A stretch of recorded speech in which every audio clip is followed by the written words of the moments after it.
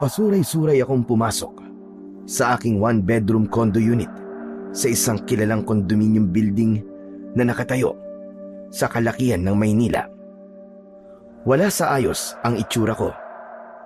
Magulo ang buhok at nakabukas ang botones ng suot kong polo.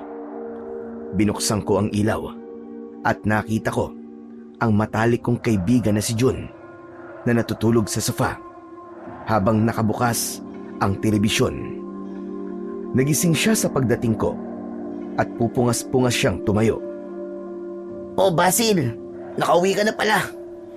Aba, 4:00 na pala na madaling araw ah. Ano nangyari sa'yo? Lasing na lasing ka. Malamang nagpara ko at nag-inom. Ano pa ba magiging reason kung bakit ako lasing? Kundi alak lang naman, di ba? Ang ibig ko sabihin, anong dahilan ng paglalasing mo? Parang ngayon ka lang ulit kasi nagpakalasing ng ganyan eh. Hindi ko muna sinagot ang tanong ni Jun. Nahihilo akong umupo sa sofa. Sumandal ako at ipinikit ang aking mga mata. Jun, tol, pwede bang ipagtimpla mo ako ng kape? Yung sobrang tapang ah. Yung kaya akong ipaglaban. Aba, may hugot ka pa ah. Sige, diyan ka lang, hintayin mo ako. Naramdaman ko ang pagpunta ni Jun sa kusina. Kinuha ko ang remote control ng TV at pinatay ko yon. Matagal na kaming magkaibigan ni Jun. Siguro ay halos 8 taon na rin. Nagtatrabaho ako bilang isang architect sa isang kilalang kumpanya, habang si Jun ay isang mechanical engineer sa isang manufacturing company. Masasabi kong komportable ang buhay ko. Wala akong iniisip kundi ang aking sarili dahil may kaya sa buhay ang aking pamilya. Hindi ko na kailangan magbigay sa kanila ng pera. O tol, ito na ang pinapatimpla mong kape. Inumin mo na yan ha, habang mainit pa, para naman may masmasang ka kahit konti. Kinuha ko mula kay Jun ang tasa ng kape. Umupo si Jun sa tabi ko habang nakatingin siya sa akin. Ano ba kasing nangyari, tol? Bakit ka naman nagpakalasing ng sobra? Jun, tignan mo nga ako. Sabihin mo nga, pangit ba ako, tol? Hindi. Sino naman nagsabi sa'yong pangit ka? Kapalit-palit ba ako, ha, tol? Hindi rin. Sandali. Huwag mong sabihin na may hindi magandang nangyari sa inyo ni Danica. Hindi talaga maganda, tol. Nakipag-break sa akin si Danica. Nakipag-break siya, tol. Ano? Bakit? At paano? Saan? Kailan? Ang dami mo naman tanong. Ay, sorry. Nagulat ako sa sinabi mo eh.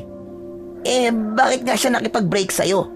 Hindi ba plano mo na mag-propose sa kanya next week? Nagpaplano na tayo eh. Kung paano ka magpo-propose sa kanya, hindi ba? Wala eh. Nahuli ako eh. Nahuli na paano? Nahuli niya ako may chinachat na ibang babae. Hindi ba? Dinalaw ko siya kanina sa apartment niya. Habang naliligo kasi ako, pinakialaman ba naman yung cellphone ko? Malay ko ba na mahuhulaan niya yung password ko? Ayun, wala, bukayo. Nabasa niya yung chat namin ni Leslie at nung iba pang babae nakachat ko. Nako, kasalanan mo naman pala. Kaya nakipag-break sa'yo si Danica eh. Tapos may gana ka pang magtanong kung kapalit-palit ka. Pambihira ka. Bakit kasi nakikipag-chat ka pa sa ibang babae kahit may girlfriend ka na? Kasalanan ko bang yung mga babaeng yun ang unang nag-chat sa akin? Ha? Kasalanan ko bang gwapo ako? Ayokong isipin nila na snub ako.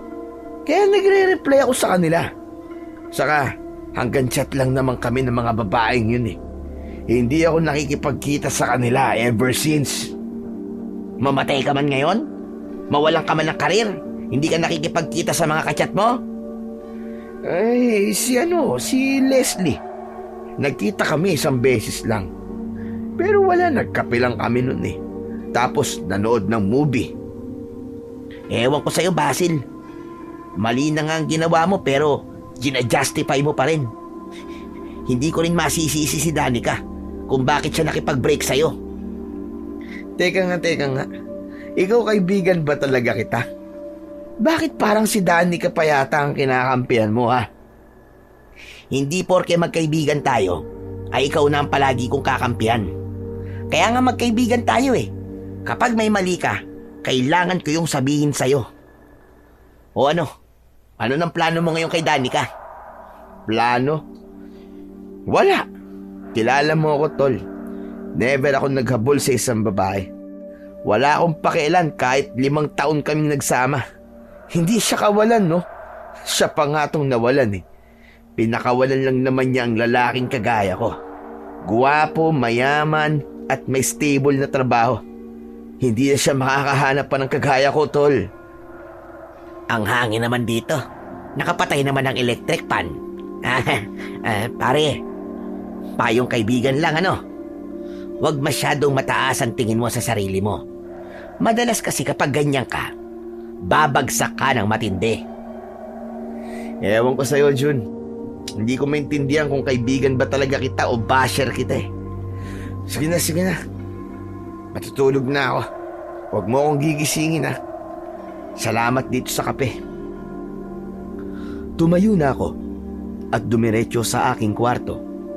Agad akong nahiga matapos kong isarado ang pinto dahil sa labis na kalasingan. Wala pang 1 minuto matapos kong humiga ay nakatulog na ako. Tanghali na nang nagising ako ng sumunod na araw. Naramdaman ko ang matinding pananakit ng aking ulo dahil sa hangover. Kinuha ko ang aking cellphone at agad kong tinawagan si Danica.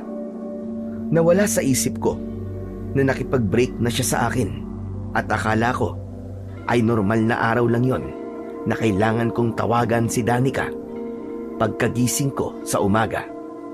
Sinagot naman ni Danica ang tawag ko. Good morning, love. Kakagising ko lang. Pwede ba, Basil? Tigilan mo na ako. Ayoko nang marinig ang boses ng manlulokong kagaya mo. Magpasalamat ka at sinagot ko pa ang tawag mo. Dahil gusto ko ulit sabihin kung gaano ka kawalang kwentang lalaki. Ay, shucks. Oo nga pala. Nakalimutan ko. Break na nga pala tayo. Kita mo na? Pati breakup natin nakalimutan mo. Hindi na rin ako nagtataka. Pati ang pagkakaroon mo ng girlfriend dati ay nakalimutan mo. Kaya lumandi ka sa napakaraming babae. For sure, babalik ka rin sa akin, Danica. Mahal na mahal mo kaya ako. Oo, tama ka. Mahal na mahal kita. Pero mas mahal ko ang sarili ko. At huwag mong isipin na babalik pa ako sa'yo. Dahil pauwi na ako sa probinsya namin. Hindi mo na ako masusundan, Basil. Goodbye! Biglang pinutol ni Danica ang tawag. Nanlamig ako nang malaman na pauwi na pala si Danica sa kanilang probinsya. Ibig sabihin, hindi ko na siya makikita dahil wala na siya sa Maynila. Pero inisip ko na ano bang mawawala sa akin kung nagpapakalayo-layo na si Danica at hindi ko na siya makikita. Isa lang ang ibig sabihin nun. Malaya na ako. Wala na akong iisipin kahit ilang babae ang landiin ko. Naisip kong mas masaya yon dahil iba't ibang babae ang pwede kong i-date. Ngunit makalipas ang ilang minuto ay may lungkot na bumalot sa akin. Bumalik sa alaala ko ang mga panahong kasama ko pa si Danica. Sobrang maalaga ni Danica sa akin. Ipinagluluto niya ako dahil madalas ay sa labas ako kumakain. Kapag may sakit ako, ay siya ang nag-aalaga sa akin.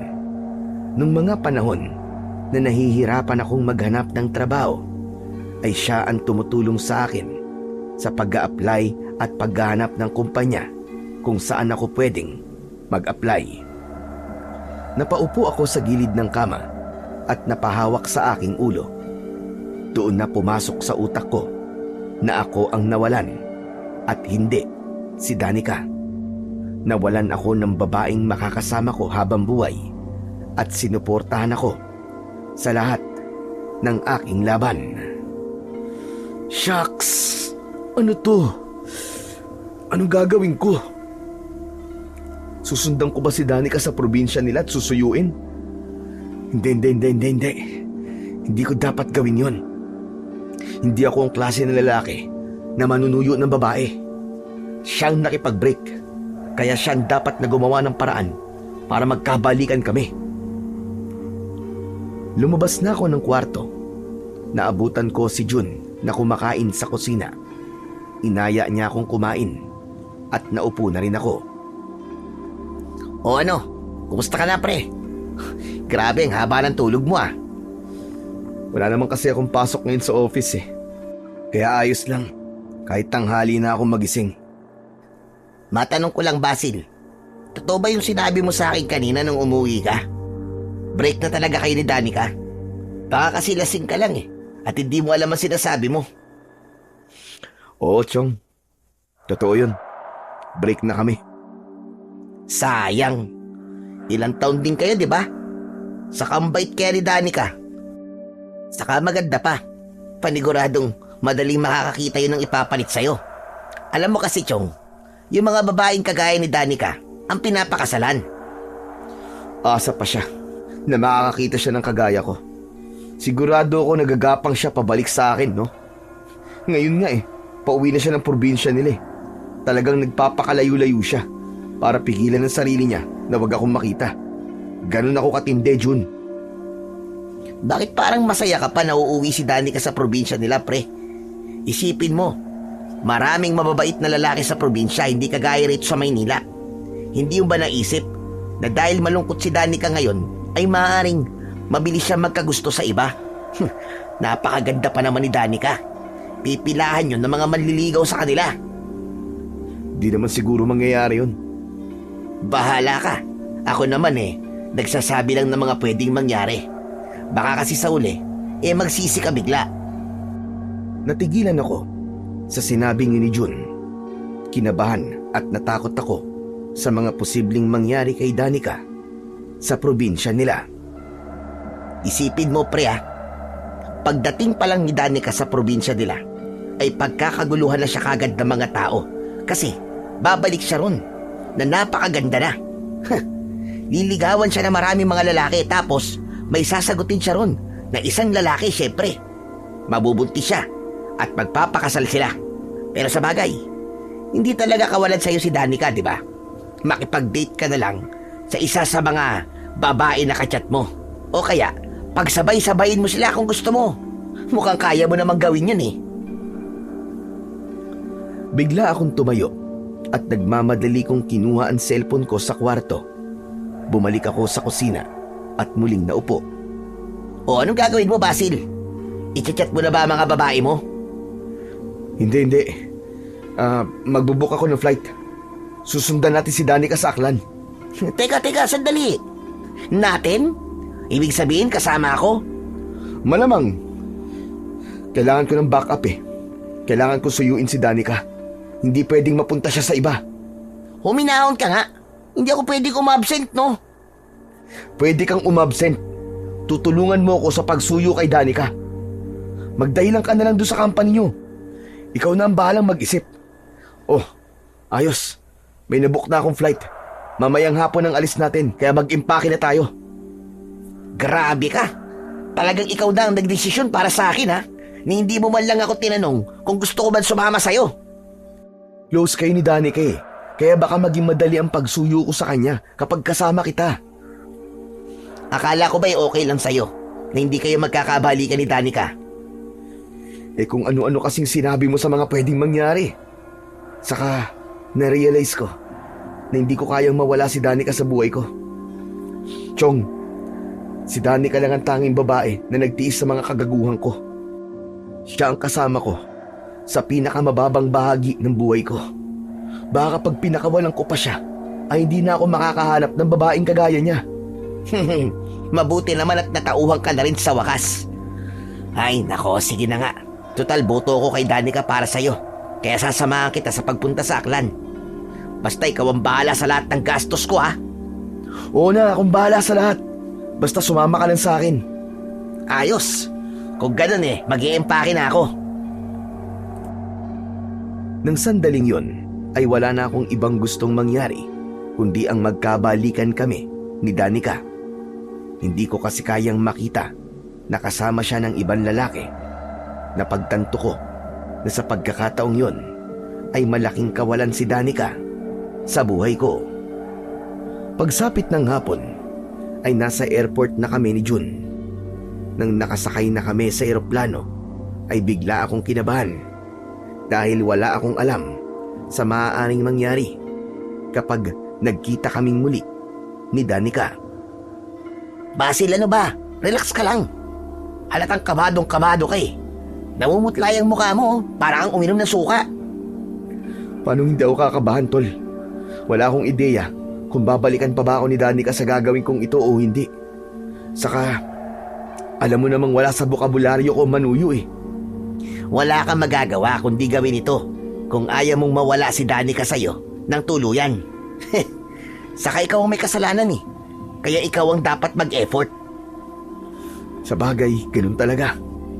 Kapag mahal mo ang isang babae, dapat ipakita mo sa kanya na nag-e-effort ka.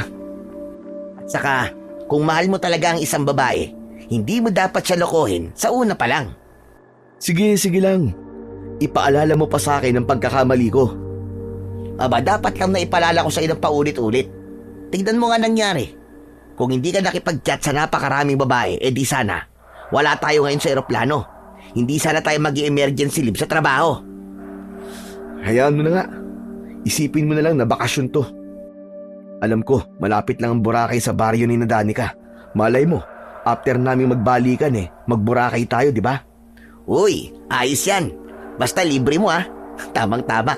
Hindi pa kasi ako nakakapunta sa Boracay Oo na. Ano pa bang magagawa ko kundi ang ilibre ka? Kasi inabala kita Bahagyang natawa si June sa sinabi ko na yon. Maya-maya pa ay nakatulog na si June, kaya wala na akong nakausap. Gusto ko sanang matulog kahit sandali, pero hindi ko kayang ipikit ang aking mga mata. Kinabahan kasi ako kung magkakabalikan pa ba kami ni Danica o hindi. Umasa na lang ako na makikita ni Danica ang effort ko na sundan siya sa lugar nila, at yun ang magiging dahilan para magkabalikan kaming dalawa. Makalipas ang ilang minuto ay lumapag na ang eroplanong sinakyan namin ni June. Bumiyahe pa kami ng ilang oras bago kami nakarating sa probinsya ni Danica. Nagtanong-tanong kami sa mga tao roon hanggang sa may nakapagsabi sa amin kung saan ang bahay ni Danica. Kailangan pa pala naming sumakay ng tricycle dahil liblib na ang baryong kailangan naming puntahan. Kahit malapit ng mag-alas 12 ng hating gabi ng oras na yon, ay bumiyahe pa rin kami ni June. Basil, pambihira.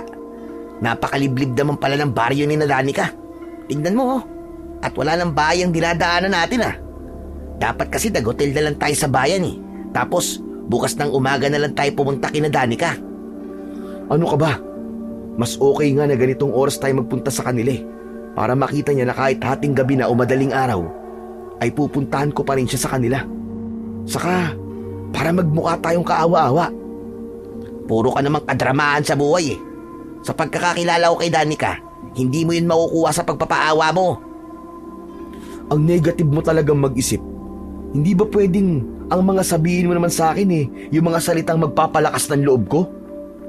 Sinasabi ko lang sa'yo ang pwedeng mangyari, pare. Para hindi ka masyadong mag-expect.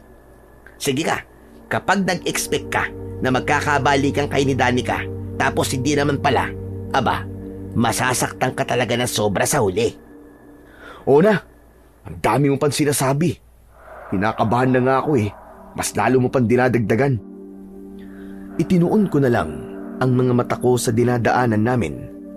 Rough road ang tinatahak ng tricycle kung saan kami nakasakay. Ang magkabila ang gilid ay puro matataas na talahib. Kahit paano ay maliwanag naman ang paligid dahil bilog na bilog ang buwan. Makalipas ang ilang minuto ay unti-unti nang nagkaroon ng kabayan hanggang sa huminto na ang tricycle sa tapat ng isang bahay na gawa sa kahoy at pawid na may 2 palapag. Nakatayo yun sa isang malawak na bakuran. Bumaba na kami ni Jun at matapos kong magbayad ng pamasahe ay umalis na yung tricycle. Pare, sigurado ka ba na dyan nakatira si Danica? Ito yung sinabi sa atin na napagtanungan natin kanina, di ba? Ang mabuti pa kumatok na tayo para malaman natin. Nauna akong maglakad palapit sa pinto ng bahay. Marahan akong kumatok. Ilang beses akong kumatok bago ko may narinig na naglalakad sa loob ng bahay. Hindi nagtagal ay bumukas ang pinto. Agad akong ngumiti nang bumungad sa amin si Danica. Nanlaki ang mga mata ni Danica at bumakas ang galit sa maganda niyang muka. Isasarado niya sana ang pinto pero agad kong iniharang ang katawan ko kaya naipit ako sa pintuan. Aray ko, Danica! Naipit ako, aray! Baka mahati ako sa gitna, Danica! Yan ang dapat sa'yo. Ang mahati sa gitna. Para dumami ka na. Para kasi dami ng mga babae mo. Para hindi ka na mahirapan na landiin silang lahat. Parang awa mo naman, Danica, oh. Gusto lang naman kita makausap eh. Pwes ako hindi. Ayoko na makausap ka. Ayoko na makita ka. Danica, sino ba yung iniipit mo sa pintuan? Lola Clara, ito po yung sinasabi ko sa inyong lalaki na nanloko po sa akin. Yung hindi marunong makontento sa isa. Yung feeling gwapo na akala niya lahat ng babae may gusto sa kanya. Aba, sandali lang. At kukunin ko lang ang itak ko at tatagain ko yung buwisit na yan para makaganti ka. Narinig mo yung Basil? Lagot ka. Tatagayin ka ng lola ko. Kaya kung ako sa'yo, umalis ka na. Danica, please naman oh. Kahit sandali lang. Hayaan mo lang akong makausap ka. Gusto ko lang magpaliwanag sa'yo eh. Hindi ka ba kinikilig na nag-effort ako na puntahan ka pa rito sa Aklan kahit ang layo-layo nito? Hindi kilig ang nararamdaman ko, kundi nginig. Nanginginig ako sa galit sa'yo. Sa gitna ng lahat ng yon, ay nakita ko ang lola ni Danica na lumabas mula sa kusina. May dala yung mahabang itak at palapit na siya sa akin. Ngunit natigilan kaming lahat nang umalingaw-ngaw sa labas ang isang kakaibang sigaw. Isa yung napakalakas na sigaw na hindi ko alam kung nagmula ba sa isang tao o hayop. 3 beses na naulit ang sigaw bago yun nawala. Napansin ko ang pangamba sa muka ng lola ni Danica nang tumingin yun sa nakasabit na orasan. Danica, lagpas na ng 12:00 ng hating gabi. Alam mo na ang ibig sabihin. Teka, bakit? Anong meron? Umalis na kayo. Kailangan na namin magsarado ng pinto. Teka, wala kami mapupuntahan eh. Wala kaming kilala sa lugar na to, kundi ikaw lang. Apo, ang mabuti pa ipapasukin mo na ang mga yan. Delikado kung mananatili sila dyan sa labas, lalo na't sumigaw na si Panigutlo matapos ang 12:00 ng hating gabi. Wala akong ideya sa kung sino o ano ang Panigutlo na sinabi ng lola ni Danica. Nakatingin lang ako ng diretso sa mga mata ni Danica. Umasa ako na maaawa siya sa akin at papapasukin niya kami ni Jun. Danica, please naman oh. Maawa ka naman sa amin ni Jun. Wala kami mapupuntahan dito. Pagod na rin kami kasi ilang oras na naging biyahe namin para mapuntahan ka eh. Sige, papataluyin ko kayo. Pero pag sikat ng araw mamaya, ay aalis na din kayo. Nagkakaintindihan ba tayo? Oo, promise. Aalis din kami ni Jun. Hanggang sa binuksan na ni Danica ang pinto at pinapasok niya na kami. Agad na isinarado ni Danica ang pinto. Ngumiti ako sa lola ni Danica at nakipagkilala ako sa kanya. Inilahad ko pa ang isang kamay ko. Lola, ako po si Basil. Kayo po, ano pong pangalan nyo? Ako si Lola Clara at hindi ako nakikipagkabay sa mga manlolokong tao. Danica, ipagamit mo na nga lang sa mga bisita mo ang kwarto dito sa ibaba. Papanik na ako sa itaas at ako'y inaantok na. Nang umakyat na sa pangalawang palapag ng bahay, si Lola Clara, ay kay Danica naman ako humarap. Danica, gusto ko sana magpaliwanag sa'yo eh. Wala na akong pakialam sa paliwanag mo, Basil. Sapat na sa akin ang mga nakita at nalaman ko. Kaya wag mo na sayangin pa ang laway mo. Ang gawin mo, pumunta kayo sa kwarto ni June. Yun, doon kayo matulog. Tapos kapag umaga na, ay umalis na kayo. May sasabihin pa sana ako kay Danica, pero mabilis na siyang umakyat sa hagdan. Susundan ko sana siya, pero hinawakan na ni June ang braso ko. Pre, sandali lang. Huwag mo na sundan si Danica. Nakita mo nang galit na galit eh. Saka, pwede bang magpahinga na muna tayo? Hindi ka ba napapagod sa haba ng biyahe natin? Tumango na lang ako at pumasok na kami ni June sa kwartong itinuro sa amin ni Danica. Meron doong isang papag na kasya ang 2 tao. Inilagay namin ang aming maleta sa isang sulok. Naunang humiga si June, habang ako naman ay nakaupo sa gilid ng papag. Seryoso ka ba? Sa sinabi mo na aalis tayo mamayang umaga? Hindi no, hindi ako aalis dito hanggat hindi kami nagkakabalikan ni Danica. Yun naman ang ipinunta ko rito, di ba? Nako, mas lalong magagalit si Danica sa'yo. Kasi ang akala niya ay aalis din tayo mamayang umaga. Wala akong pakialam kahit lalo pa siyang magalit, pre. Ang mahalaga ay maipakita ko sa kanya na seryoso ko sa kagustuhan kong magkabalikan kaming 2. Gagawin ko ang lahat, kahit mag-igib at magsibak pa ako ng kahoy dito. Wow! Kaya mo ba mga ganong gawain? Eh, laking Maynila ka, di ba? Hindi ka nga marunong ng mga gawaing bahay. Pag-iigib pa kaya at pagsisibak pa kaya ng kahoy? Pwede bang palakasin mo na lang ang loob ko, Chong? Ito naman, seryoso mo naman masyado. Nagbibiro lang ako. Basta, suportado kita, Basil. Kung kailangan mo ng tulong, magsabi ka lang sa akin. Kaya nga kita sinama rito, di ba? Para tulungan ako na balikan ako ni Danica. Sa bagay, basta magburakay tayo kapag nagkabalikan na kayo, ha? Oo na. Ako nang bahala sa'yo. Sige na. Matulog ka na dyan. Mamaya pa ako eh. Di pa ako inaantok. Okay, inaantok na talaga ako, pre. O siya, sige na. Good night. Tumalikod na si June ng higa. Ako naman ay binuksan ko ang bintana at nagsindi ako ng sigarilyo. Inisip ko kung ano ang mga dapat kong gawin para muling makuha ang tiwala ni Danica. Alam ko na mahihirapan akong gawin yon, pero nangako ako sa sarili ko na hindi ako aalis ng lugar na yon na hindi kami nagkakabalikan ni Danica. Pagsapit ng umaga, nagising ako dahil sa tilaok ng manok. Tulog pa rin si June sa tabi ko. Tumayo ako at binuksan ko ang bintana. Pasikat na ang araw at unti-unti nang kumakalat ang liwanag sa paligid. Isang ideya ang naisip kong gawin.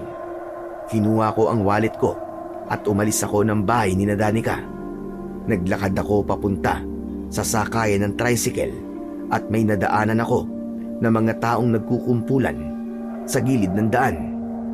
Na-curious ako kung ano ang pinagkakaguluhan nila, kaya naman nakisilip na rin ako. Labis akong nagimbal nang malaman ko na isang bangkay ng lalaki ang tinitignan ng mga tao. Nakakadiri ang itsura ng bangkay dahil wakwak ang tiyan nun at nakalabas ang bituka. Nagmamadali akong lumayo habang naduduwal. Anak ng tutsang, oo. Ang ganda naman ng umaga ko dito. Ganun kagad ang nakita ko. Sino kayang pumatay sa lalaking yun? Grabe, parang napakatindi ng galit niya para pumatay siya ng ganung kabrutal na paraan. Ipinagpatuloy ko na ang aking paglalakad. Nang nakasakay na ako sa tricycle, ay nagpahatid ako sa bayan. Pumunta ako sa palengke at namili ako ng mga karne, gulay at prutas. May nakita akong tindahan ng mga damit at naisipan ko na bumili ng duster para kay Lola Clara. Natuwa ako nang may nagtitinda rin ng mga bulaklak, kaya bumili na rin ako. Okay na siguro itong mga binili ko. Kailangan ko nang bumalik kina Danica. Bumiyahe na ako pabalik sa bahay ni Danica, at nang sandaling yon ay pilit kong inalis ang imahe ng bangkay na nakita ko kanina. Pagdating ko sa bahay ni Danica ay narinig ko na kagad ang boses ni Danica habang nasa labas ako. Nasaan ang kaibigan mo, Jun, ha? Nagtatago ba siya sa akin para hindi kayo makaalis? Maniwala ka, Danica. Hindi ko talaga alam. Pagkagising ko wala na siya sa kwarto Hindi ako naniniwala sa'yo. Ramdam ko may pinaplano kayo ng kaibigan mong yon. Napangiti ako at tuluyan na akong pumasok sa bahay ni Danica. Napatingin silang lahat sa akin. Ilang oras lang akong nawala. Namiss mo na kagad ako, Danica. Ikaw Huwag ka mag-alala dahil nandito na ako. Makikita mo na ulit ang gwapo mong boyfriend. Anong boyfriend ang sinasabi mo? Huwag kang mag-ilusyon dahil break na tayo. At huwag mong isipin na porke hinahanap kita ay namimiss kita, no? Gusto ko lang sabihin na kailangan niyo nang umalis. Gaya na napag-usapan natin kagabi. Hindi ko pinansin si Danica at lumapit ako kay Lola Clara na nakaupo sa tumba-tumba. Magandang umaga po sa inyo, Lola Clara. Maaga po akong gumising para mamili po sa bayan. Ito po, bumili po ako ng pang-ulam natin mamaya at mga prutas. Saka heto po, ibinili ko rin po kayo ng mga duster. Sana po magustuhan nyo. Aba, napakagalante mo naman pala, Totoy. Patingin nga ng mga duster na binili mo. Ito po. 3 po ang binili ko. Patingin nga. Aba, kay gaganda naman itong mga binili mo duster sa akin. Lalo na itong bulaklakin, Lola, ano pong ginagawa nyo? Sinusuhulan lang po kayo ng lalaking yan. Huwag po kayo magpapasuhol dyan. Huwag niyo pong tanggapin ang mga binigay niya sa inyo. Aba, sayang naman itong mga duster, Apo. Kay gaganda pa naman. Lumapit ako kay Danica. Dala ang mga bulaklak at inabot ko yon sa kanya. Huwag ka na magalit sa akin, love. Please. Tignan mo. Binilang kita ng paborito mong bulaklak. Ay, nako. Nakakakilig naman. Naaalala ko tuloy nung nagliligaw pa lang sa akin ang namatay kong asawa. Binibigyan din niya ako ng bulaklak doon. At naghabol lang kami sa gitna ng pilapil. Asa ka pang tatanggapin ko yung bulaklak mo, Basil? Hindi mo na ako madadala sa mga paganyan-ganyan mo, no? Ang gusto ko ay umalis na kayo rito ni John, gaya na napag-usapan natin. Pasensya ka na, Danica. Pero hindi ako aalis dito hanggat hindi mo ako kinakausap na maayos. Nandito ako para suyuin ka ulit, Danica. Narealize ko na ang pagkakamali ko. At sana, bigyan mo pa ako ng isa pang pagkakataon. Hindi mo deserve ng second chance, Basil. Ang mga cheater na kagaya mo ay hindi na nagbabago. Wala na.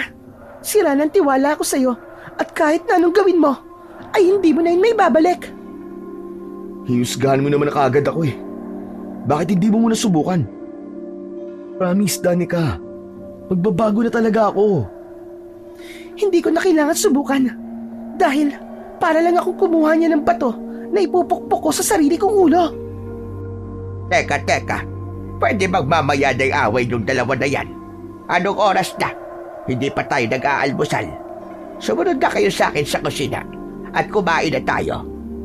Oh, narinig mo naman siguro sinabi ni Lola Clara, di ba? Mag-almusal na muna raw tayo. Wisit ka! Wisit ka, Basil! Wala nang nagawa pa si Danica, kundi ang hayaan kami ni Jun na sumalo sa kanila ni Lola Clara sa almusal. Lihim akong natuwa dahil gumana ang plano ko na kuhain ang loob ni Lola Clara para hindi kami mapaalis sa bahay na yon. Oo nga pala, Basil. Ano pala gusto mong iluto ko mamaya sa pananghalian? Kung hindi mo na itatanong masarap ako magluto. Kahit ano po, Lola. Wala pong problema sa akin. Hindi naman po ako pihikan eh. Ano? Dito pa rin kayo magtatanghalian? Hindi pa ba kayo aalis pagkatapos nyo mag-almusal? Danica, huwag mo naman bastusin ang mga bisita natin. Nakakahiya naman at binilhan pa tayo ni Basil ng pagkain. Ay nako, ewan ko sa inyo, Lola. Nakuha ka na kagad ni Basil sa pagkain at 3 piraso ng duster. Hindi naman sa ganon. Isipin mo na lang ang haba ng biyahe nila. Papunta rito sa atin tapos aalis kagad sila. Ang gawin mo, isipin mo na lang na bisita natin silang 2. Maraming salamat po sa inyo, Lola Clara. Maganda po yung naisip nyo. Saka parang marami pong magagandang lugar dito sa inyo eh. Gusto po namin mapuntahan nyo ni Jun. Ay, totoo yan. May ilog sa bukana ng gubat. Malinis ang tubig doon at napakalamig. Parang nagyayelo. Kung gusto nyo, ay doon kayo magpunta para makaligo kayo doon ni Jun. Sige po, Lola. Mamaya po, pupuntahan po namin yun ni Jun. Ay, oo nga pala. Maiba po ako. Pasensya na po kung ngayon ko po itatanong habang kumakain po ako. Mangyaring kanina po kasi, nang papunta po ako sa may bayan, may nadaanan po ako mga taong nagkakagulo. Yun nga nakita ko po na kaya sila nagkakagulo ay dahil may bangkay po ng lalaki. Hindi ko na lang po i-describe ko anong itsura, no? Kasi baka mawalan po kayo ng ganang kumain. Uso po pala ang patayan sa lugar nyo? Naisip kong itanong yon upang malaman ko kung ligtas pa sa lugar na yon. Napansin ko naman na makahulugang nagkatinginan sina Danica at Lola Clara. Magiging tapat ako sa iyo, Basil. Upang habang nandito ka sa amin, ay alam mo ang nangyayari dito. Lola, hindi mo na kailangan sabihin sa kanila yan. Kailangan nilang malaman ang totoo, Apo. Para na rin makapag-ingat sila. Nasa kanila na yon kung maniniwala sila o hindi. Makinig ka. Sigurado ako na aswang ang pumatay sa bangkay na nakita mo kanina, Basil. Ho? Aswang? Hindi po ba, hindi naman po totoo ang mga aswang? Panakot lang po yun sa mga bata Sa inyong mga taga-syudad ay hindi totoo. Pero para sa mga kagaya naming nakatira sa liblib na lugar, totoo ang mga aswang. Ngunit merong isang nilalang na tumutulong sa amin para bigyan kami ng babala, lalo na tuwing bilog ang buwan. Ano pong nilalang yun? Si Panigutlo, ang nilalang na tinutukoy ko. Siya ay ang paboritong alagang hayop ng makapangyarihang Diyos na si Gamhanan. Si Panigutlo ang nagbibigay sa amin ng babala kung may mangyayaring maganda o masama. Kapag narinig namin ang sigaw ni Panigutlo bago mag-alas 12 ng hating gabi, ibig sabihin ay may magandang mangyayari. Maaaring magkaroon ng masaganang ani o mga pangyayaring ikatutuwa ng mga tao. Ngunit kapag ang sigaw ni Panigutlo ay narinig pagkatapos ng alas 12 ng hating gabi, ibig sabihin ay may hindi magandang mangyayari. Gaya po ng ano, Lola Clara? Gaya ng may paparating na bagyo, lindol, o kung ano man sakuna. Ngunit sa nangyayari sa lugar namin ngayon, ang sigaw ni Panigutlo pagkatapos ng alas 12 ng hating gabi ay nangangahulugan na may aswang na atake. Noon, tuwing bilog lang ang buwan, nagbibigay ng babala si Panigutlo. Pero dahil sa pagdating ng aswang dito sa aming lugar, ay naging madalas na ang pagsigaw niya kapag aatake ang aswang. Yung narinig po natin sigaw nung dumating po kami rito, yung po ba yung sigaw ni Panigutlo? Yun nga. Kaya sinabi ko kay Danica na dumito na muna kayo dahil paniguradong mapapahaba kayo kung nagtagal pa kayo sa labas. Nakakatakot naman pala ang lugar nyo, Lola Clara. Basil, ano kaya kung sundin na lang natin ang sinabi ni Danica? Umalis na tayo rito, pagkakain natin ng almusal. Tama yan, Jun. Sigurado ako na hindi kakayanin ng tapang nyo kapag nakita nyo ang aswang na pumapatay sa mga tao dito. Sigurado ako na pagkatapos ng mga nalaman nyo kay Lola, ay hindi nyo na magagawang makatulog sa gabi kasi mapapraning kayo. Huwag mo naman silang takutin na po. Kaya nga sinabi ko sa kanila ang totoong nangyayari dito sa atin ay para alam nila kahit papano. Alam mo, Basil, wala ka namang dapat ikatakot sa lugar na ito. Kapag marunong ka sumunod sa babala ni panigot nyo, ay hindi ka magiging biktima ng aswang. Basta tandaan nyo, kapag narinig nyo ang sigaw ni panigot nyo, pagkatapos ng 12:00 ng gabi, ay huwag na kayong lalabas. Ang mga magiging biktima lang naman ng aswang dito ay yung matitigas ang ulo na lumalabas pa rin kahit nagbigay na ng babala si Panigotlo. Huwag po kayo mag-alala, Lola Clara. Tatandaan po namin ni Jun ang lahat po ng sinabi nyo. Salamat po sa paalala nyo, ha. O sige, tama na muna ang kwentuhan ng kababalaghan. Kumain na tayo para makapunta na kayo sa ilog. Tumahimik na kaming lahat at ipinagpatuloy na namin ang pag-aalmusal. Hindi ko masyadong binigyan ng pansin ang mga sinabi ni Lola Clara dahil hindi ako naniniwala sa mga nilalang na gaya ng aswang. Sa palagay ko rin ay isa lamang alamat ang tungkol kay Panigutlo. Ganun naman talaga sa mga liblib na lugar. Maraming pinaniniwalaang mga nilalang kahit hindi naman totoo. Matapos makapag-almusal, ay nagtungo na nga kami ni Jun sa sinasabing ilog ni Lola Clara. Itinuro sa amin ni Lola Clara ang daan papunta roon at hindi naman kami nahirapan na hanapin yon. Totoo ang sinabi sa amin ni Lola Clara. Sobrang linis at malinaw na malinaw ang tubig sa ilog. Napakalamig din ang tubig pero nakaka-relax yun. Pare, naniniwala ka ba sa mga sinabi sa atin ni Lola Clara kanina? Yung tungkol sa aswang at dun sa, ano nga bang tawag dun, Panigutlo? Hindi, no. Nagkunwari lang ako naniniwala kasi baka ma-offend siya, syempre. Dayo tayo sa lugar na to, kaya dapat marunong tayong igalang ang kanilang paniniwala o tradisyon. Pero sabi mo kanina, may nakita kang pinatay na lalaki. Tapos nung dumating tayo, ay narinig natin ang sigaw ni Panigutlo pagkatapos ng 12:00 ng hating gabi, di ba? Ibig sabihin, may posibilidad na aswang talaga ang pumatay doon sa lalaki. Sige nga, paano yun may papaliwanag? Sus! Nagkataon lang yun, Jun. Huwag mo nang binibigyan ng kahulugan ng mga nangyayari sa paligid mo, pare. Hindi tayo makakapag-enjoy sa lugar na to kung hahayaan mong lamunin ka ng takot. Teka, sandali nga. Parang ang ganda magpunta sa gubat, Chong, ah. Hoy! Huwag tayo magpunta dyan. Baka mamaya may mababangis pang hayop dyan eh. Hindi ka nga mamamatay sa aswang, sa mabangis naman na hayop. Alam mo, ha? Ngayon ko lang nalaman na matatakotin ka pala. Saka mas maganda nga kung may mabangis na hayop eh. Alam mo kasi, Chong, noon ko pa gustong manghunting ng hayop eh. Umalis ako sa ilog at nagtungo ako papasok sa gubat. Doon ko mas nakita ang ganda ng gubat na yon dahil napakaraming matataas na puno at makakapal na halaman. Naisip ko na maaaring tama ang sinabi ni Jun na meron doong mababangis na hayop.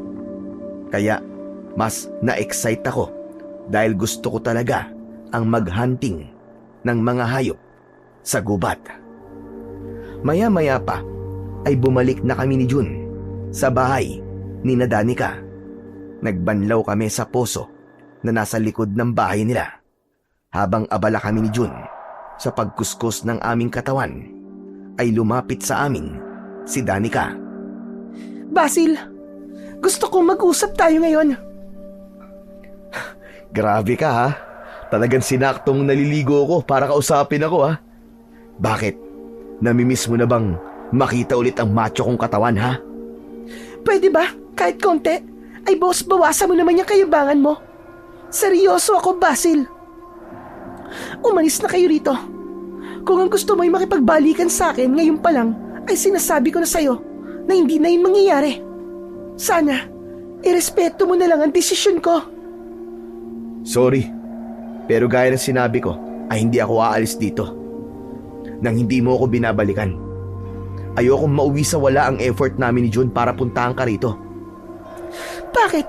Wala naman ako sinabing sundan mo ako rito ha. Sarili mong kagustuhan yun. Kahit na be. Saka, gusto ko sanang ligawan ka ulit, Danica eh. Sana naman bigyan mo pa ako ng isang chance. Saka, unang beses ko pa lang namang ginawa yun ah. Danica, please. Magbabago na ako. Promise. Tama ka. Unang beses mo palang ginawa.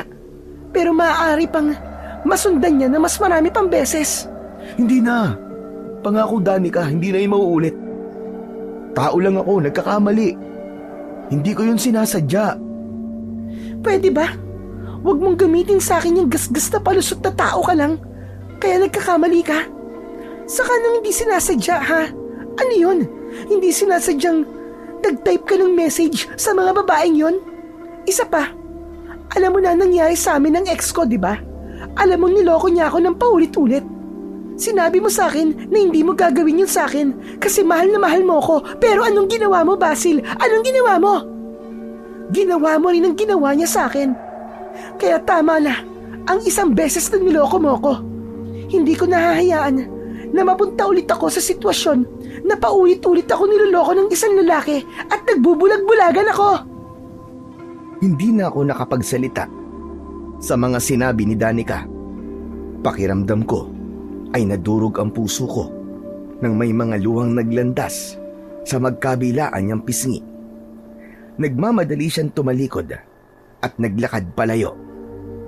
Tinapik ni Jun ang balikat ko. Pre, siguro naman ay natauhan ka na sa mga sinabi sa'yo ni Danica. Mas maganda siguro kung bigyan mo muna siya ng oras na makapag-isip-isip. Huwag mo siyang i-pressure na balikan ka, lalo na't sariwa pa ang sugat niya na ibinigay mo sa kanya. Hindi pare, hindi tayo aalis dito. Ano? Pagkatapos ng mga narinig mo kanina, ay hindi pa rin tayo aalis? Kilala mo ko, Jun. Kapag gusto ko, nakukuha ko. Ay nako, ewan ko sa'yo. Hindi ko na alam ang gagawin ko para ma-realize mo na ayaw na talaga makipagbalikan ni Danica sa'yo. Imbis na panghinaan ng loob, ay mas lalong tumindi ang kagustuhan ko na magkaayos kami ni Danica dahil sa mga sinabi sa akin kanina. Ngunit matapos naming maligo ni Jun, ay nagulat kami nang nakita naming nasa sala na ang mga maleta namin. Naroon si Danica at katabi niya si Lola Clara. Pasensya ka na, Basil. Pero hindi ko napapayag ang apo ko na manatili pa rito kayo. Mas makakabuti na irespeto mo na lang ang desisyon niya. Ako na naglabas ng mga gamit nyo para hindi na kayo mahirapan. Magbihis na lang kayo tapos umalis na kayo. Parang awa mo na, Basil. Huwag mo nang gawing mahirap para sa ating dalawa lahat. Gawin mo na lang ang gusto ko. Kaya nga ako umuwi dito ay para makapag-move on at makalimot. Tapos susundan mo ko rito? Ano ka ba naman? Kung yan talaga ang gusto mo, ay aalis na kami ni Jun sa bahay niyo. Maraming salamat sa ilang araw na pinatuloy niyo kami rito. Kumuha lang kami ni Jun ng damit namin at nagbihis na kami. Matapos yun, ay nagpaalam na kami kina Danica at Lola Clara. Mabigat ang loob ko nang lumabas kami ng bahay ni Danica. Habang naglalakad kami, ay patuloy akong nag-iisip sa kung ano ang sunod kong gagawin. Mabuti naman at natauhan ka na, pre. Akala ko talaga magtatagal pa tayo sa lugar na to .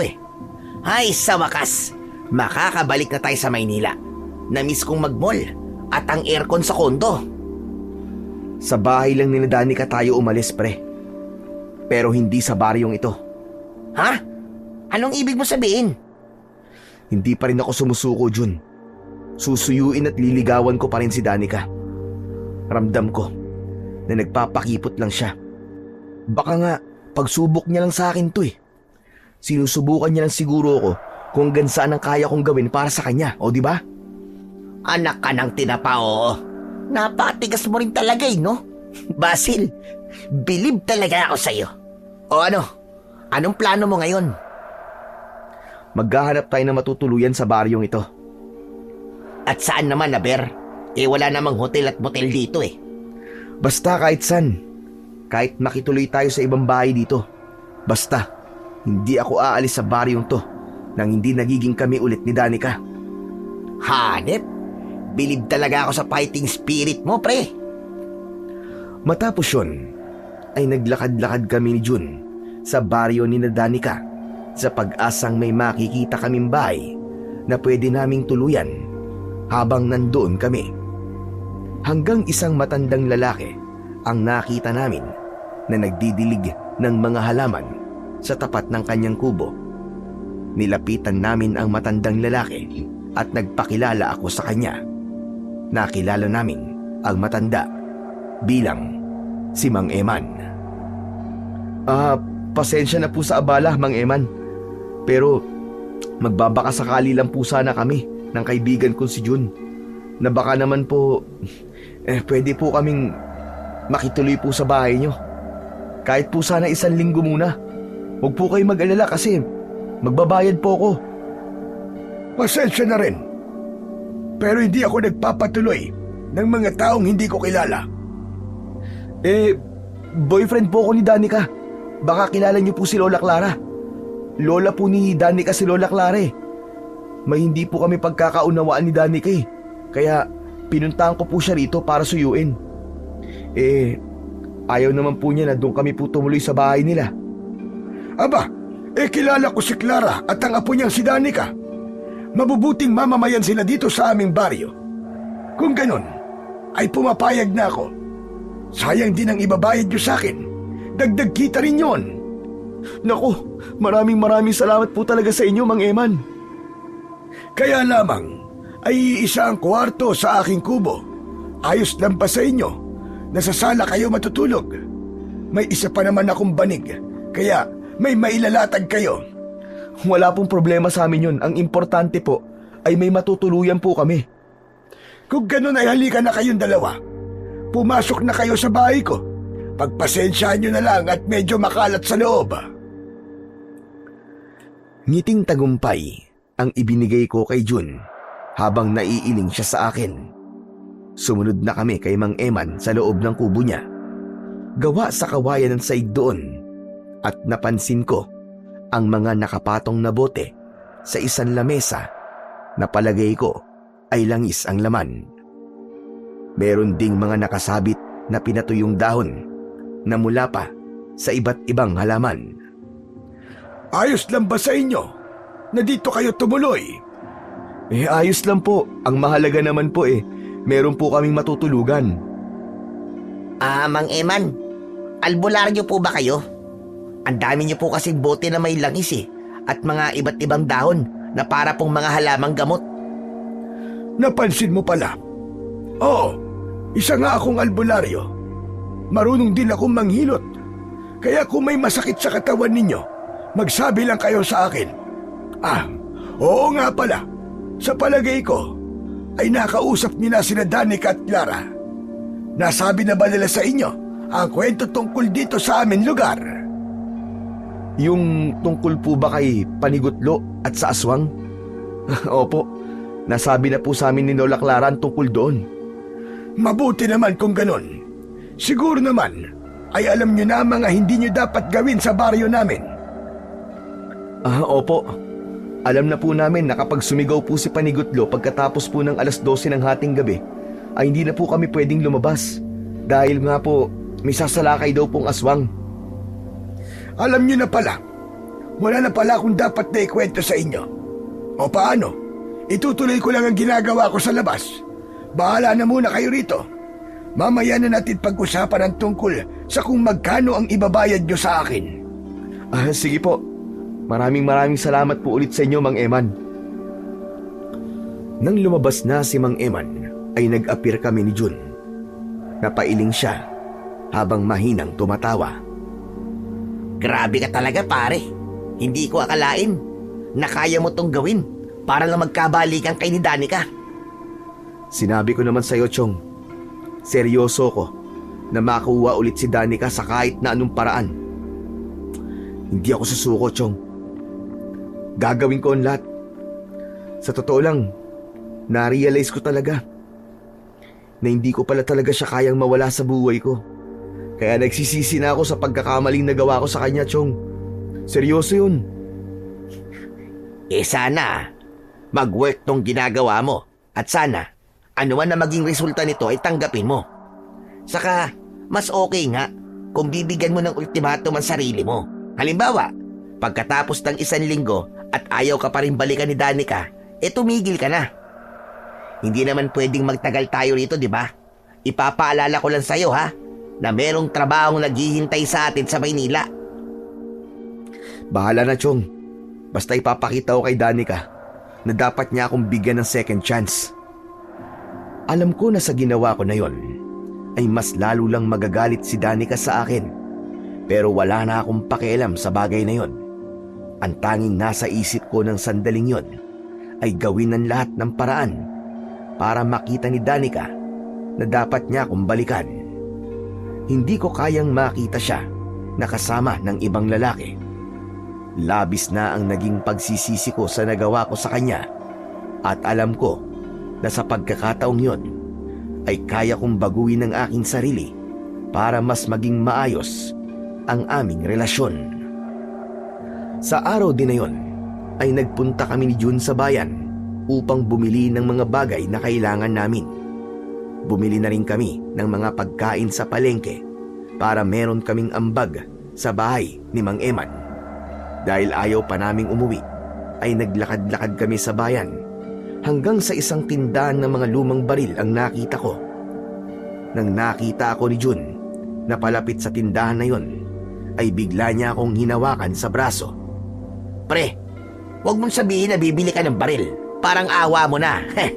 Hindi sagot ang karahasan sa lahat ng problema natin sa buhay. Ano ba pinagsasasabi mo, Jun? Hindi ba kaya ka bibili ng baril Kapag hindi na talaga nakipagbalikan sa'yo si Danica, ay babarilin mo na lang siya? Ganyan yung mga napapanood ko sa balita Pambira ka, wag mong gagawin yun, ha? Hoy, sira ulo. Ano mong OA mo? Sa tingin mo kaya kong gawin yung kay Danica? Bakit bibili ka ng baril? Anong gagawin mo? Aha, alam ko na. Babarilin mo yung mga lalaking magtatangkang manligaw kay Danica, no? Sira ulo. Gagawin mo pa akong kriminal. Ang ganda-ganda ng buhay ko tapos papatay ako ng tao para makulong ako. Loko-lokon to. Hindi ba ang sabi ko sa'yo ay mukhang maraming mababangis na hayop dun sa gubat? Bibili ako ng baril kasi mga hunting ako ron mamayang gabi. Doon ko ilalabas ang stress ko. Sa kamalay mo, mapahanga ako si Danica kapag nalaman niya na magaling pala akong mangaso. Iisipin niya na may alam din pala ako sa mga gawain ng mga taga-baryo, di ba? Ang dami mo talagang alam. Bahala ka na nga. Malaki ka na at alam mo na ang ginagawa mo. Nagtanong ako sa tendero ng baril kung ano ang magandang baril para sa panghahanting at isang shotgun ang nirekomenda niya sa akin. Walang patumpik-tumpik na binili ko ang naturang baril at bumili na rin ako ng maraming bala. Pagdating namin sa bahay ni Mang Eman ay nagulat ang matandang lalaki sa dala kong baril. Aba, bakit may baril ka? Saan mo gagamitin yan? Mga hunting po ko sa gubat mamayang gabi. Akala ko naman saan mo yan gagamitin. Magandang ang mga aso sa gubat namin dito. Maraming baboy ramo roon. Pero mag-iingat ka. Huwag mong kakalimutan na kapag narinig mo ang sigaw ni Panigutlo pagkatapos ng 12:00 ng hating gabi, ay kailangan mo nang bumalik dito. Opo, hindi ko po yung kakalimutan, Mang Eman. Matapos yun, ay nagpunta naman ako sa bahay ni Danica upang dalhin ang mga pagkaing binili ko para sa kanila ni Lola Clara. Nang nasa labas na ako ng bahay nila, ay saktong lumabas si Danica at nagulat siya pagkakita sa akin. Oh, ano pang ginagawa mo rito? Ang akala ko ba umalis ka na? Sa bahay niyo lang ako umalis, pero hindi dito sa lugar niyo. Nakikitira kami kay Mang Eman. Siguro kilala mo naman siya. At talagang inabala niyo pa si Mang Eman, no? Ayos lang sa kanya. Ang totoo, masaya siya. Kasi may dagdag daw siya kita. Babayaran ko kasi ang pananatili namin ni Jun sa bahay niya. Danica, ginagawa ko to para ipakita sa'yo na seryoso ako sa kagustuhan kong makipagbalikan sa'yo. Ano ba? Tumigil ka na, Basil. Ako na nakikiusap sa'yo. Hindi na tayo magkakabalikan kahit kailan. Kahit tumambling ka pa at mag-split ka pa sa harapan ko. Basta. Hindi ako susuko hanggat nararamdaman kong mahal mo pa ako. Oo nga pala. Ibinili ko kay ni Lola Clara ng pang-ulam niyo mamaya. Kayo na ang bahalang magluto nito. Pwede bang tigilan mo ng pagsulo sa lola ko? Hindi na ako natutuwa sa mga ginagawa mo, ha? Hindi naman to suhol eh. Gusto ko lang makasiguro na may pagkain kayo. Anong tingin mo sa amin? Walang perang pambili ng pagkain? Umalis ka na nga. At sana, ito na ang ulang beses na makikita ko yung pagbumuka mo. Malakas na isinarado ni Danica ang pinto na para bang doon niya ibinuhos ang lahat ng galit niya sa akin. Aray ko, parang tigri talaga kung magalit. Danica, my loves, iiwan ko na lang dito sa upuan ha. Itong pagkain ha. Inilapag ko na lang sa upuang nasa tabi ng pinto ang isang eco bag at saka ako naglakad pabalik sa bahay ni Mang Eman. Sa kabila ng ipinakita sa akin ni Danica, ay hindi ko pa rin naisipang sumuko sa dahilan kung bakit ako nasa lugar na yon. Kinagabihan, matapos naming maghapunan, ay naghanda na ako sa pagpunta sa gubat para mangaso. Sinabi sa akin ni Jun na gusto niya akong samahan at pumayag naman ako. Nang magpaalam na kami kay Mang Eman, ay nagpunta na kami ni Jun sa gubat. Ako ang may dala ng shotgun habang si Jun ang sa flashlight. Naglalakad-lakad kami sa gitna ng gubat at umasa ako na may makikita akong baboy ramo o kung anumang hayop. Sigurado ka bang may makikita tayong hayop dito, Chong? Kanina pa tayo naglalakad, pero kahit kuneho, ay wala naman tayong nakikita. Loko ka, walang kuneho dito no. Baboy ramo ang hinahanap natin. Tapos kapag nakahuli ako ng isa, ay ibibigay ko kay Danica. Hanep, lahat talaga ng gagawin mo para lang magpabibo ka kay Danica, no? Siyempre naman, kailangan itry ko muna lahat ng paraan bago ako sumuko. Sa gitna ng paglalakad namin ay parehas kaming natigilan ni Jun nang may narinig kaming napakalakas na sigaw na hindi namin alam kung saan nanggaling. Nanlalaki ang mga matang tumingin si Jun sa akin. Hindi ba sigaw yun ni Panigutlo? Oo, ganun yung sigaw na narinig natin dati. Tignan mo nga dyan sarili mo kung anong oras na. 11:30 na. Kung ganun, ligtas tayo. Buti na lang at sumigaw si Panigutlo bago ang 12:00 ng hating gabi. Ibig sabihin, walang aswang na aatake. Ibig sabihin, magandang pangitain yan. Malay mo, swertihin ako at pumayag na si Danica na makipagbalikan siya sa akin. Baka yun na magandang mangyayari, Chong. Ayos! Talagang inagawan mo pa ang baryong ito, no? Hindi ba pwedeng sa lugar na to may magandang mangyayari at hindi sa'yo?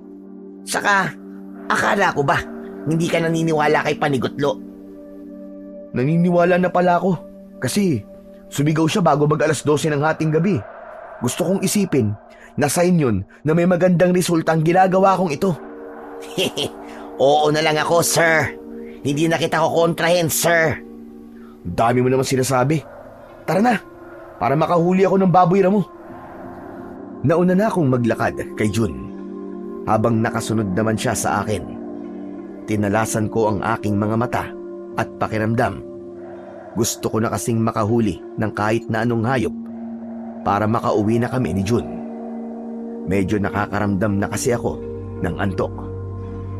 Hanggang sa may nakita akong nagliliwanag na bagay sa hindi kalayuan.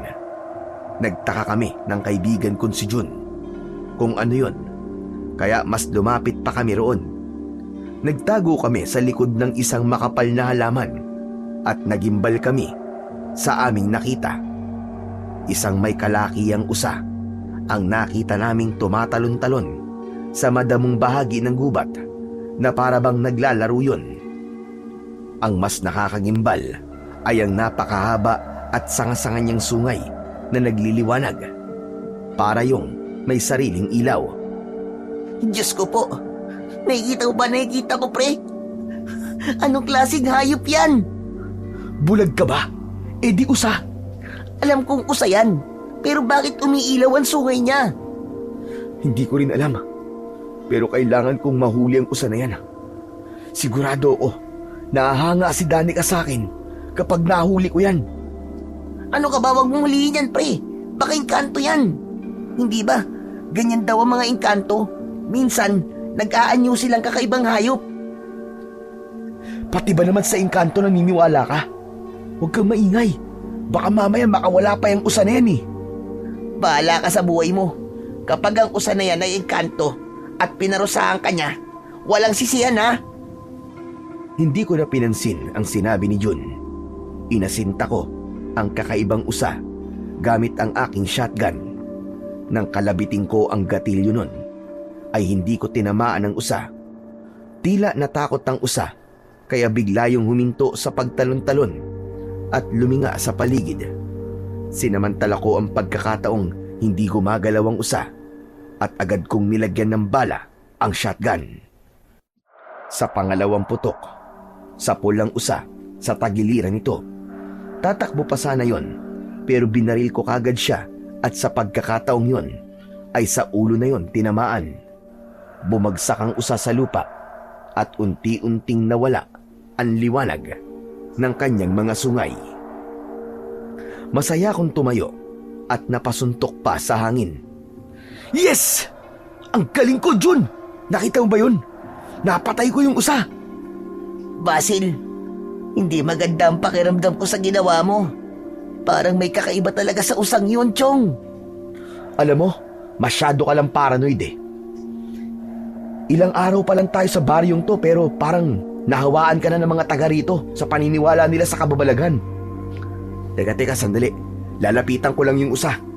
Sigurado ako na sa laki ng usang to ay matutuwa si Danica at Lola Clara sa akin. Excited akong naglakad papunta sa walang buhay na katawan ng usa. Pero bago ako makalapit doon ng tuluyan, ay may naramdaman akong malamig na hangin na bumalot sa aking katawan. Tumaas ang balahibo sa aking mga braso at sa batok ko.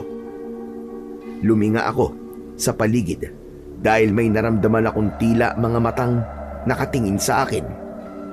Nagulat ako nang may kumaluskos sa aking kaliwa. Itinutok ko ron ang aking baril pero agad ko yung ibinaba nang makita ko si Mang Eman na palapit sa akin. Maging si Jun ay lumapit na rin sa akin at tumayo siya sa tabi ko. Oh, Mang Eman, ano pong ginagawa niyo rito? Sinundan ko kayo dahil nag-aalala ako sa inyo. Hindi niyo alam ang pasikot-sikot sa gubat na ito at baka maligaw kayo. May narinig akong putok ng baril. May nahuli na ba kayong hayop? Ah, meron po. Sigurado pong matutuwa po kayo sa nahuli kong usa. Usa? Sigurado ka bang usa ang nahuli mo? Sa pagkakaalam ko, ay walang usa sa gubat namin dito. Kita niyo na, kayo po nakatira rito pero hindi niyo po alam na mayroong usa dito. Sumama po kayo sa akin, ipapakita ko po sa inyo. Kinuha ko kay Jun ang flashlight at naglakad ako papunta sa malaking usa. Itinutok ko sa patay na usa ang ilaw at doon ko nalaman na maging ang kulay nun ay kakaiba dahil kulay puti ang usang yun. Yan po yung usang sinasabi ko po sa inyo. Hindi po ba ang laki niya? Ang totoo po niyan eh, ibibigay ko dapat yung kina Danica at Lola Clara para humanga sa akin si Danica. Napansin ko ang pagkakabigla sa muka ni Mang Eman. Nakanganga siya at nanlalaki ang kanyang mga mata. Inisip ko na namangha siya sa akin. Ang usa na yan. Umiilaw ba mga sungay niyan nang nakita nyo? Opo. Ang sabi nga po ni Jun baka engkanto yan Pero sa tingin ko po, may mga alitap-tap lang sa sungay niya kaya umiilaw yun. Paano niyo po nalaman? Hindi. Hindi ito totoo. Hindi mo dapat pinatay ang usa na yan, Basil! Ha? Bakit po? Endangered species po ba yan? Ang ibig ko sabihin kakaunti na lang po ba ang lahi ng ganyang uri ng usa? Naku, pasensya na po hindi ko naman po alam. Hindi kakaunti. Kundi nag-iisa lang yan. Hindi mo ba alam na si Panigutlo ang usang pinatay mo? Si Panigutlo ay isang puting usa na may napakalaking sangasangang sungay na nagliliwanag. Hindi mo ba alam ang magiging kapalit ng ginawa mo, Basil? Pinatay mo ang paboritong alagang hayop ng Diyos na si Gamhanan! Teka, sandali lang po. Hindi naman po totoo si Panigutlo at Gamhanan, di ba? Alamat lang po yun dito sa lugar nyo Alamat? Paano mo nasabing isang alamat ang isang hayop na nagbibigay sa amin ng babala kung may maganda o masamang mangyayari? Pakiramdam ko ay umurong ang dila ko sa sinabing yun ni Mang Eman. Doon ko napagtanto na maaari ngang totoo si Panigutlo at yun ang magpapaliwanag kung bakit umiilaw ang sungay ng usang pinatay ko. Sinabi ko naman sa'yo, pre. Huwag mong patayin yung usa Unang kita ko pa lang dun, parang may iba na akong pakiramdam. Pero Mang Eman, hindi po namin alam kung anong itsura po ni Panigutlo kaya hindi po yun sinasadya ni Basil. Kung alam lang po sana namin hindi po yung papatayin ng kaibigan ko Sinadya man niya o hindi, ay hindi na mababago ang katotohanan na wala na si Panigutlo. Wala na ang hayop na nagbibigay sa amin ng babala kung may aswang naaatake.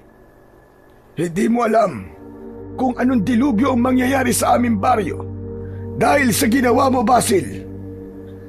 Naku, pasensya na po, Mang Eman. Hindi ko po talaga alam na si Panigutlo po ang usa na yan. Wala nang magagawa ang paghingi mo ng tawad. Hindi niya nan maibabalik ang buhay ni Panigutlo.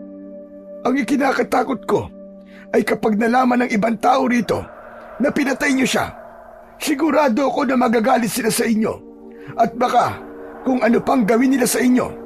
Kaya walang maaaring makaalam ng ginawa mo, Basil. Ano pong gagawin natin ngayon? Bibigyan natin ng maayos na libing si Panigutlo. Kailangan nating ibaon sa lupa ang kanyang katawan upang walang makakita sa kanya. Dito lang kayo. Hintayin niyo ako at kukuha lang ako ng pala sa aking kubo. Aalis na sana si Mang Eman nang biglang nagliwanag ang katawan ni Panigutlo. Mistulang binalot yon ng napakaraming alitaptap at sa isang kisap mata ay naglaho ang mahiwagang usa. Bilang lumaki sa syudad, para sa akin, ang mga ganong pangyayari ay napakahirap paniwalaan. Ngunit hindi ko na maaaring sabihin na hindi totoo si Panigutlo dahil nasaksiyan mismo ng aking mga mata kung paano siya naglaho sa aming harapan. Sa tingin ko, ay kinuha na ni Gamhanan ang paborito niyang alaga. Magpasalamat kayo dahil hindi na natin kailangan magpakahirap para ilibing si Panigutlo. Gamhanan! Kung naririnig mo ako, patawarin mo ang binatang pumaslang sa iyong paboritong alaga sapagkat hindi niya alam ang kanyang ginagawa. Matapos yung sabihin ni Mang Eman, ay gumuhit sa kalangitan ang napakalaking kidlat na sinundan ng malalakas na pagkulog. Muli akong nakaramdam ng matinding kilabot. Nang sandaling yun, ay labis ang aking pagsisisi sa aking ginawa. Ngunit gaya ng sinabi ni Mang Eman, wala nang magagawa ang aking pagsisisi dahil nangyari na ang hindi dapat mangyari. Tulala kaming tatlo nang bumalik kami sa bahay ni Mang Eman. Magkakaharap kaming naupo sa sahig habang may gasera sa aming gitna. Ramdam ko ang lungkot at takot ni Mang Eman nang sandaling yon. Mang Eman, alam ko po na wala na pong magbabago kahit tumingi pa po ako ng tawad. Pero patawad po talaga. Kung alam ko lang po na si Panigutlo po ang usa na yon, ay hindi ko naman po siya papatayin eh. Masyado po ako nagpadala sa kagustuhan ko magpasikat kay Danica. Kaya nang nakakita po ako ng kakaibang hayop, ay naisip ko po kagad na patayin yun. Kung sa una pa lang sana ay naniwala na kayong totoo si Panigutlo, ay hindi ito mangyayari. Isa pa, hindi ka sa akin dapat tumingi ng tawad, kundi kay Gamhanan, dahil pinatay mo ang paborito niyang alaga. Ipagdasal mo na lang na huwag kang parusahan ni Gamhanan dahil sa iyong ginawa. Ngayong patay na po si Panigutlo, ano na pong mangyayari sa baryo nyo? Wala na magbibigay sa amin ng babala kung aatake ang aswang. Hindi na rin namin malalaman kung may magandang mangyayari sa aming baryo. Napakalaking tulong ni Panigutlo sa amin. Nang dahil sa sigaw niya, ay nalalaman namin kung ligtas ba kami o hindi. Nakakapaghanda kagad kami dahil sa pagbibigay niya ng babala. Abot langit ang konsensyang naramdaman ko ng mga oras na yon dahil sa aking pagkakamaling ginawa. Hiyang-hiya talaga ako kay Mang Eman at sigurado ko na kapag nalaman din yun ni Danica ang aking ginawa, ay mas lalo siyang magagalit sa akin at madadagdagan na naman ang dahilan kung bakit hindi niya ako kailangang balikan. Nang sumunod na araw, ay napansin ko ang kasiyahan ng mga tao sa baryo. Narinig ko na naging maganda ang ani ng mga yon at nagpasalamat sila sa sigaw ni Panigutlo nung nakaraang gabi bago sumapit ang 12:00 ng hating gabi. Nalungkot ako dahil walang kaalam-alam ang mga tao na yun na pala ang huling beses na maririnig nila ang sigaw ni Panigutlo. Ganun pa man, nanatiling tikom ang bibig namin ni Jun at Mang Eman upang hindi magalit ang mga tao sa akin. Nagpasalamat na lang ako at kahit kakakilala pa lang namin kay Mang Eman, ay pinrotektahan niya pa rin ako. Nagpatuloy pa rin ako sa pagsuyo kay Danica sa mga lumipas na araw. Halos lahat na yata ng klase ng panunuyo ay ginawa ko na, gaya ng pag-iigib ng tubig, pagbibigay ng kung ano-anong regalo, at maging ang pangarana. Pero lahat ng yon ay hindi naging epektibo. Hindi ko man lang nakitaan si Danica ng kahit na konting pagbabago sa pakikitungo niya sa akin. Kaya naman isang gabi, bumili ako ng alak sa bayan at inaya kong mag-inom si Jun. Dahil walang espasyo sa loob ng kubo ni Mang Eman, ay sa labas kami pumwesto ng gabing yon para magpakalasing. Grabe si Danica. Parang bato ng puso niya ngayon. Samantalang nung kami pa, sobrang sweet niya sa akin. Ang laki na ng pinagbago niya, Chong. Ganun talaga kapag nasaktan. Sabi nga, binabago ng heartbreak ang isang tao. Saka, ano bang gusto mong gawin ni Danica? Matuwa siya at yakapin ka niya matapos mo siyang lokohin? Aba, nagpapatawa ka naman yata, pre. Sa bagay, may point rin naman yung sinabi mo. Pero kahit na, hindi man lang ba niya iniisip yung pinagsamahan namin dalawa? Parang hindi siya nangihinayang sa memories at mga plano namin sa buhay ah. Bago mo sabihin yan, tanungin mo muna ang sarili mo kung ikaw ba nang hinayang nang lokohin mo siya. Aba, Chong, nung nakikipag-chat ka sa iba't ibang babae, alam kong alam mo na malaki ang chance na mahuhuli ka, pero pinagpatuloy mo pa rin. Alam mo yung pagtrato ni Danica sa'yo? Normal yun sa isang taong nasaktan na sobra. Saka, hindi ba galing si Danica sa isang relasyon na niloko siya? Tapos ginawa mo sa kanya yung ginawa ng ex niya. Aba, syempre naman, hindi ka na talaga nun bibigyan ng second chance. Parang may mga kutsilyong bumaon sa dibdib ko sa mga sinabi sa akin ni Jun. dahil doon ay narealize ko kung gaano ko nasaktan si Danica para kamuhian niya ako kahit mahal na mahal niya ako. Sa gitna ng pag-iinom namin ni June ay biglang lumabas si Mang Eman. Nahalata ko ang pagkabalisa niya. Mang Eman, set ka muna. O kaya samahan mo kami rito ni Basil. Mag-inuman tayo. Tumigil na kayo sa pag-iinom. Halina kayo. Pumasok na kayo dito, bilisan nyo. Teka, bakit naman po? Di pa nga namin nauubos tong sambote. Ang KJ niyo naman po, Mang Eman. Hindi nyo ba naririnig yung sigawan ng mga tao? Ibig sabihin, ay sumasalakay ang aswang. Bilisan nyo. Pumasok na kayo. Dahil sa sinabing yun ni Mang Eman, ay nagmamadali naming niligpit ni June ang aming pinag-iinuman. Pumasok na kami sa kubo at agad na isinarado ni Mang Eman ang pinto.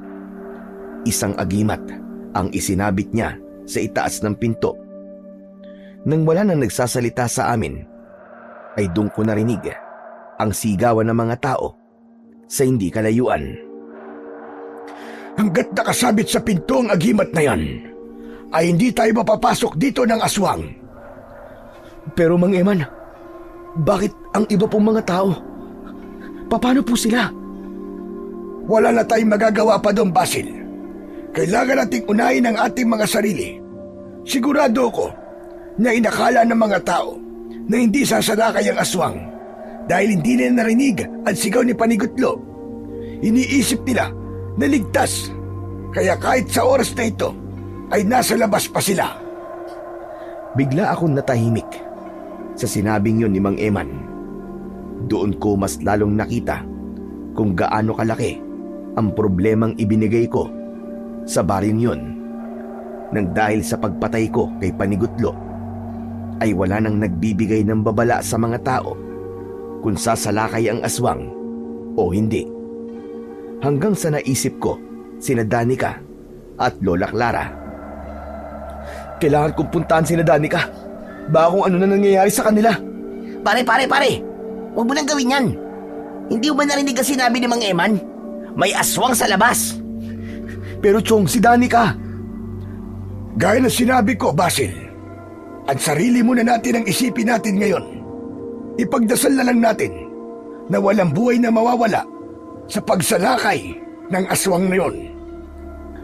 Hindi ko na ipinilit pa ang gusto ko dahil na-realize ko na malaki nga ang posibilidad na mapahamak ako kapag lumabas ako. Wala na akong nagawa kundi ang ipagdasal ang kaligtasan ni Danica at Lola Clara at maging ng mga tao sa baryong yon. Hindi ko na alam kung anong oras natapos ang sigawan ng mga tao sa labas dahil nakatulog na ako. Kinabukasan ng umaga, ang unang pumasok sa isip ko ay ang puntahan sina Danica upang masiguro ko na ligtas sila. Paglabas ko ng bahay ni Mang Eman ay sinundan ako ni June at nang sabihin ko kung saan ako pupunta ay sinabi niyang gusto niyang sumama. Sa paglalakad namin ni June ay sandali kaming napahinto nang makita namin ang mga nakahanay na bangkay ng mga tao sa gilid ng daan. Marami ang umiiyak kaya mas lalo kong inusig ng aking konsensya. Tignan mo ang naging resulta ng ginawa ko, pare. Hindi ko naman alam na magkakaganito eh. Kung hindi ko siguro pinatay si Panigutlo, ay nabigyan sana ng babala ang mga tao. Nakapaghanda sana sila. Wala sigurong namatay.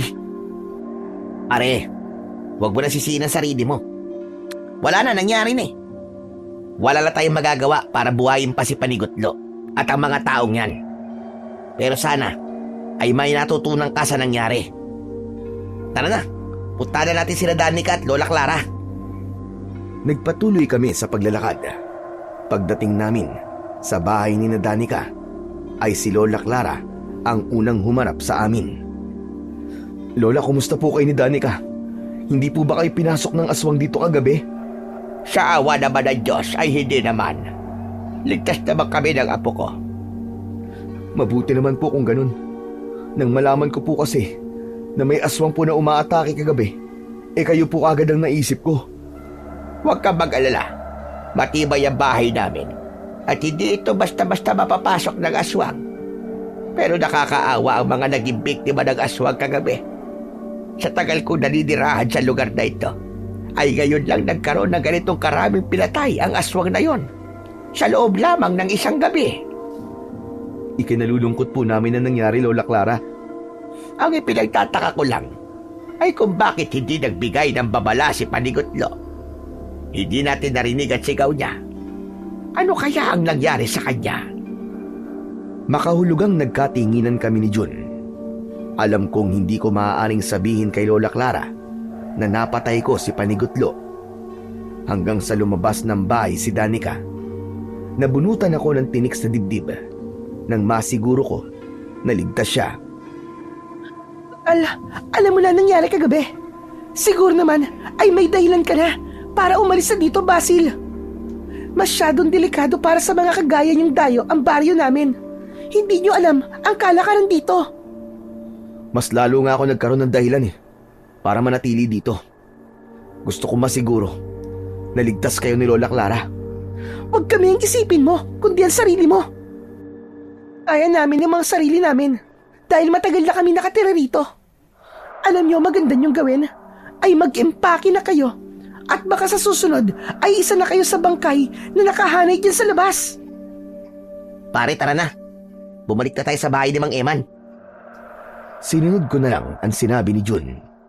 Nang nakapagpaalam na ako kina Danica at Lola Clara, ay naglakad na kami paalis. Ang bigat sa pakiramdam ng nangyayaring to, Jun. Grabe talaga. Ako ang dahilan kung bakit hindi nakapaghanda ang mga tao. Kung pwede ko lang ibalik ang oras, ay hindi ko na sana pinatay si Panigutlo. Gusto kong isipin na panaginip lang ang lahat ng to. Alam mo, pre, wala ka nang magagawa para ibalik ang nangyari na. Ang magagawa mo na lang ay itama ang pagkakamali mo.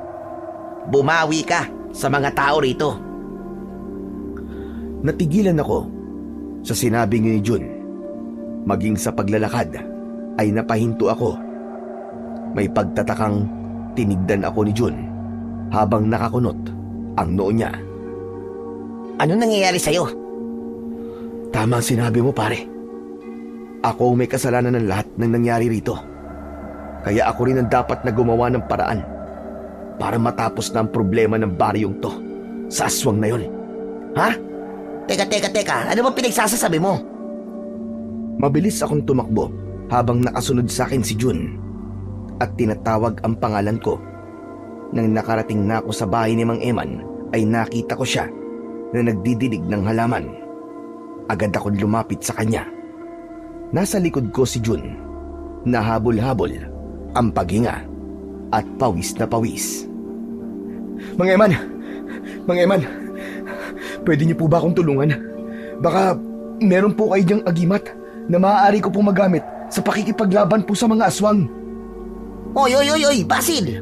Anong pinagsasasabi mo diyang makikipaglaban ka sa aswang?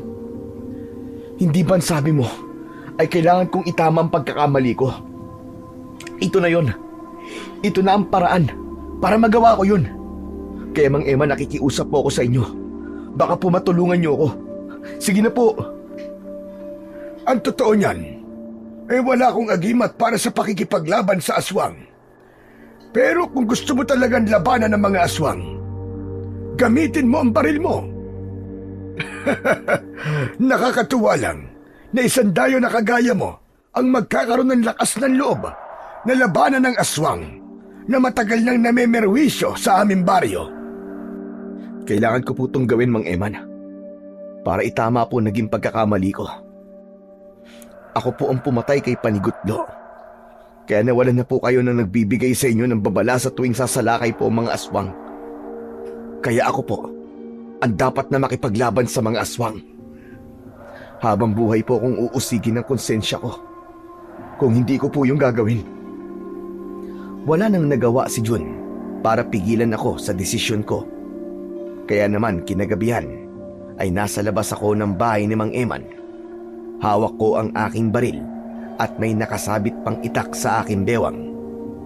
Wala akong karanasan sa pakikipaglaban, pero nang sandaling yun ay wala na akong pakialam. Basta gusto kong patayin ng aswang upang maitama ang aking naging malaking pagkakamali. Sumapit na ang alauna ng madaling araw, pero gising na gising pa rin ako. Lumabas si Jun at lumapit sa akin. Pare, ano? Matulog ka na. Mukhang hindi naman sasalakay yung aswang ngayong gabi. Hindi pare, ganitong oras umatake yung aswang nung nakaraang gabi. Kung kinakailangang gising ako hanggang alas 5 ng umaga, ay gagawin ko. Magsasalita pa sana si Jun nang makarinig kami ng isang napakalakas na pag-angin na parang mula sa isang mabangis na halimaw. Kinilabutan ako nang sinundan yun ng pagsigaw ng mga tao sa hindi kalayuan. Naku po, mukhang sumasalakay na yung mga aswang, pare. Sabi ko naman sa'yo eh. Dito ka lang pare. Kailangan ko nang umalis. Papatayin ko ang mga halimaw na yun. Sige pare, basta tatandaan mo mag-iingat ka palagi ha. Ayokong iuwi kita sa Maynila na isa ka ng malamig na bangkay. Hindi mangyayari yan, Jun. Sige na, kailangan ko na magbadali bago pa may mapatay na naman ang mga aswang na yun. Pagkatapos kong sabihin yon, ay nagmamadali akong tumakbo sa pinanggalingan ng mga sigawan. Hindi nagtagal ay nakita ko ang isang nilalang na noon ko lang nakita sa buong buhay ko. Isa yung malahalimaw na nilalang na may makapal na balahibong itim. Matutulis ang kuko at ngipin nun. Meron yung mapupulang mga mata na parabang umiilaw sa dilim. Alam kong yun na ang aswang. Malalaki ang hakbang ng aswang papunta sa isang bahay. Bago pa siya tuluyang makapasok doon, ay itinutok ko na sa kanya ang shotgun at binaril ko siya. Napalingon ng aswang papunta sa akin nang tinamaan siya ng bala ko sa balikat niya. Binalot ako ng matinding takot nang mabilis siyang tumakbo papalapit sa akin. Ngunit ganun pa man, nilakasan ko ang aking loob at muli ko siyang binaril ng magkakasunod. Nagawang iwasan ng aswang ang mga bala ng shotgun ko. Mataas siyang tumalon at nagawa niya akong masunggaban. Natumba ako habang nakaibabaw ang aswang sa akin. Sa gilid ng aking mga mata ay nakita ko ang mga taong takot na nakatingin sa akin. Kabilang na rin doon sina Danica, Lola Clara, Jun at Mang Eman. Nang nakita ko sila ay para akong nagkaroon ng lakas ng loob na talunin ang aswang. Agad kong hinugot ang itak at buong puwersa kong isinaksak yon sa tagiliran ng aswang. Umalingaw-ngaw ang napakalakas na sigaw ng aswang. Sinamantala ko yon at malakas ko siyang sinipa. Nang makalayo ako sa aswang, ay muli kong nilagyan ng bala ang baril. Pinaputok ko yon at tumama ang bala sa dibdib ng aswang. Hayop kang aswang ka! Demonyo ka! Napakatagal mo nang namemerwisyo sa lugar na ito. Oras na para matapos na ang kasamaan mo. Lalo na ang pagpatay mo sa mga tao dito. 3 magkakasunod na putok ang pinakawalan ko at lahat ng yun ay tumama sa noo mismo ng aswang. Agad na bumagsak ang aswang sa lupa at matapos yun ay malakas na nagsigawan ng mga tao nang dahil sa labis na kasiyahan. Lahat sila ay naging saksi sa kung paano ko tinapos at pinatay ang aswang na ilang taon nilang kinatatakutan. Tuwang-tuwa na lumapit sa akin sina Jun at Mang Eman. Yun! Ang galing mo, Chong! Ang galing mo! Grabe ka pala! Hindi ako makapaniwala na mapapatay mo yung aswang! Ang tapang mo, Chong! Ang galing mo!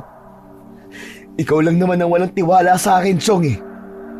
Anong walang tiwala sinasabi mo? Palagi kaya ako naniniwala sa'yo, kaya nga sumama ako sa'yo dito eh. Hindi nagtagal ay lumapit na rin sa amin sina Danica at Lola Clara. Kahit galit ako sa'yo, ay hindi pwedeng hindi ako magpasalamat sa ginawa mo, Basil. Salamat sa'yo. Dahil ang totoo, ay walang may lakas ng loob na labanan ng aswang na yan. Ikaw ang kauna-unahang sumubok na patayin ng aswang at maging ako ay hindi makapaniwala na ikaw ang makakapatay sa kanya.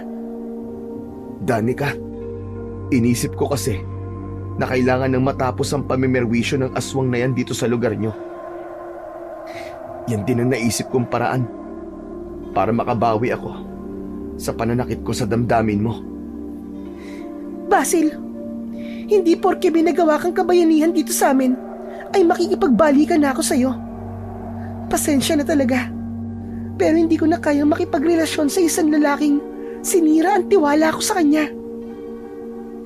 Huwag kang mag-alala, Danica. Naiintindihan ko ng lahat. Tama ka naman eh.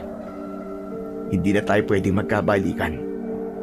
Dahil kung magiging tayo ulit, paniguradong magiging toxic ng relasyon natin. Kasi palagi mo na akong pagdududahan eh. Oo, masakit, pero kailangan kong tanggapin na hanggang dito na lang talaga tayo. Maraming salamat sa lahat, Danica. Hindi kita makakalimutan. Maraming salamat din sa lahat, Basil. Sa huling pagkakataon, ay nagyakap kami ni Danica. Sinulit ko na ang yakap na yon dahil maaaring yun na ang huling beses na mayayakap ko siya. Matapos yun, ay naglakad na kami ni Jun kasama si Mang Eman. Sandali. Oo nga pala, Basil. Meron akong aaminin sa iyo. Ang totoo niyan ay nanaginip ako noon. Kinausap ako ng Diyos na si Gamhanan. Sinabi niya sa akin na may isang dayo ang darating dito na siyang papatay sa aswang. Nang nakita kita, ay alam kong ikaw ang tinutukoy niya. Pero ani Gamhanan, bago mamatay ang aswang, ay kailangan patayin ng dayo na yon, si Panigutlo, upang mapilitang labanan ng dayo ang aswang. At nangyari nga ang lahat ng sinabi niya. Maraming salamat sa iyo, Basil, sa pagkakaligtas mo sa baryong ito. Teka. Kung ganun, lahat po ng mga nangyari ay nangyari po para mapunta ako sa lugar na to. Pero si Panigutlo, nalulungkot pa rin po ako sa pagkamatay niya. Huwag kang mag-alala, Basil. Dahil buhay si Panigutlo, hindi siya kayang patayin ng baril lang. Sandali lang siyang nagpahinga upang mabuhay ang tapang sa loob mo para labanan at buksain ang aswang na pilit na namemerwisyo sa baryong ito. Isa rin yan sa sinabi sa akin ni Gamhanan. Nang dahil sa sinabing yun ni Mang Eman, ay para akong nabunutan ng malaking tinik sa dibdib. Nanatili pa kami ni Jun sa baring yon ng isa pang gabi. At isang gabi, bago sumapit ang 12:00, ay muli naming narinig ang sigaw ni Panigutlo. Napangiti ako dahil senyalis yun na may magandang mangyayari sa lugar na yon. At buhay pa rin ang paboritong alaga ng Diyos na si Gamhanan. Matapos ang lahat, ay nagdesisyon na kami ni Jun na bumalik na sa Maynila. Masaya ko dahil alam kong ligtas na ang baryo ni Danica mula sa aswang. At ang pinakamahalaga sa lahat ay buhay pa rin si Panigutlo, ang magbibigay babala sa mga tao kung may darating bang suwerte o malas. Habang nakasakay kami sa eroplano, ay napaisip ako sa lahat ng nangyari sa amin sa Aklan. Unti-unti kong tinanggap na hindi na nga kami magkakabalikan pa ng dati kong nobya na si Danica. Ipinagdasal ko na lang na sana ay makahanap si Danica ng lalaking mamahalin siya ng totoo at hindi siya sasaktan. Natutunan kong ang pagmamahal ay maaari ring maipakita sa pagtanggap at pagbabago. At higit sa lahat, natutunan kong igalang at irespeto ang paniniwala ng ibang tao.